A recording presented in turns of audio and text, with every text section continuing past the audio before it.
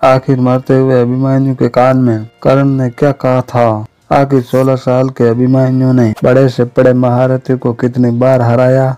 आप देख रहे हैं भजन चांगरिया चैनल। तो चलिए अब करते हैं ज्ञान की बात। वीडियो में आगे बढ़ने से पहले हमारे चैनल को सब्सक्राइब अवश्य करें और बेल आइकन जरूर दबाएं। जब महाभारत की बात की जाती है अभिमन्यु का नाम महान योद्धाओं में अवश्य लिया जाता है। जिस उम्र में आज के युवाओं को ज्ञान नहीं होता, उस उम्र में अभिमन्यु ने महाभारत के अनेकों महारथियों के छक्के छुड़ा दिए थे। लेकिन अंत में भारी पराक्रम दिखाने के बावजूद अभिमन्यु वीर गति को प्राप्त हो गए। लेकिन सवाल यह है कि आखिर मरते हुए अभिमन्यु के कान में कर्ण ने क्या कहा था? ये फलदा महाभारत के 13वें दिन का कौरवों के सेनापति द्रोणाचार्य ने चक्रव्यूह की रचना की। चक्रव्यूह इतना शक्तिशाली होता है कि जो योद्धा एक बार इसमें फंस जाए उसका निकलना लगभग नामुमकिन था।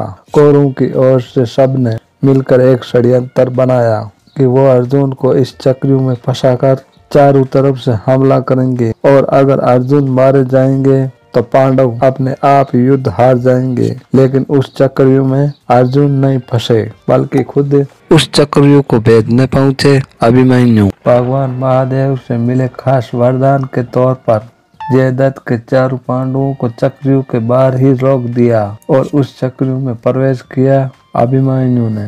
जैसा कि हम सब जानते हैं कि अभिमन्यु ने सुभद्रा के गर्भ में ही चक्रव्यूह के अंदर प्रवेश करना सीख लिया था और उन्होंने इसी का फायदा उठाया।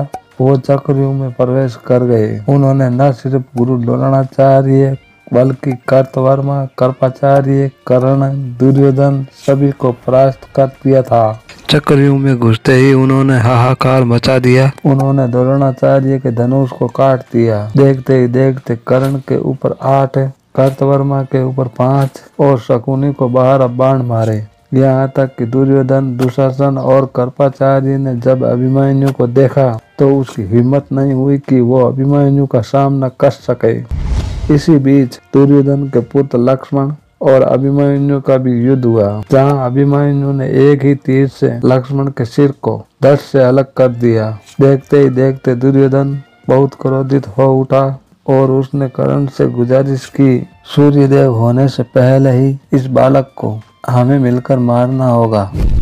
अभिमन्यु ही अकेला एक ऐसा योद्धा था जिसने 8 से भी ज्यादा योद्धाओं को एक साथ परास्त किया था। जब द्रोणाचार्य को भी इसके बारे में एहसास हुआ तब कर्ण से कहा कि इस बालक के धनुष को हमें छुड़ाना होगा।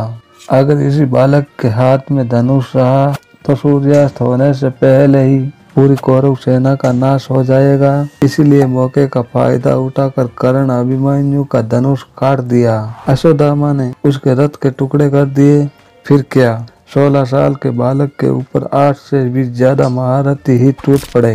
लेकिन लगातार बार अभिमन्यु सबको परास्त करते जा रहे थे।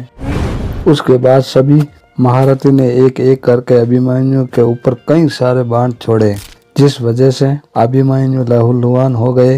लेकिन फिर भी उन्होंने रथ का पहिया उठाकर युद्ध शुरू रखा और तभी वो क्षण आया जब अभिमन्यु के समक्ष पहुंचे स्वयं कर्ण और कर्ण ने उन्हें धराशायी कर दिया। कर्ण ने अभिमन्यु को अपने पास रखा और फिर उसने कहा, हे वीर अभिमन्यु, विश्व के सर्वश्रेष्ठ जो धनुर्धर बनने की प्रतियोगिता सिर्फ और सिर्फ मेरे और अर्जुन के बीच में थी, लेकिन तुमने आज इतना पराक्रम दिखाया कि मैं चकित रह गया। तुमने ये ताज हमसे छीन लिया है। अब दुनिया कहेगी कि इतने सारे महारथियों ने मिलकर एक अकेले बालक का वध कर दिया।